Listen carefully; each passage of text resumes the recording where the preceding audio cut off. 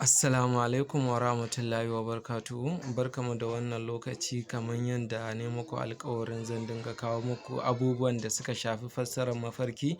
Yau za mu fara ne da fassara na mafarkin ruwa. To alhamdulillah, shi mafarkin ruwa yana nuni ne da abubuwa da yawa. Wata zubin yana nuni ne da musulunci, da rayuwa, da ilimi, da arziki, da samun sauƙi na abubuwa da yawa, domin komai na rayuwa ne da ruwa.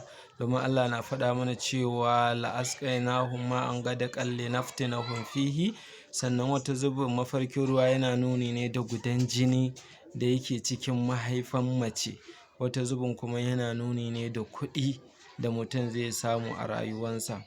Amma insha Allahu za mu kawo muku fassarar mafarki kala daban-daban, aƙalla guda 25. Ku bibiye mu a wannan shafi namu.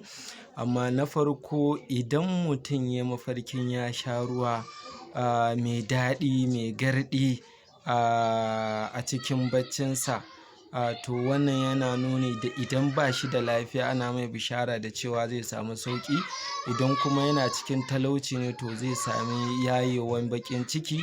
Sannan kuma ana nuna mai cewa zai yi rayuwa mai tsawo, ba zai mutu da wuri ba.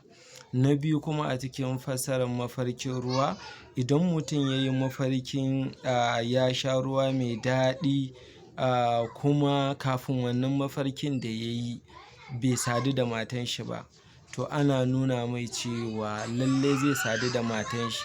Zai ji daɗin wannan saduwan, kuma za a iya samun ciki a wannan saduwan da za su yi da matan nashi insha Allahu.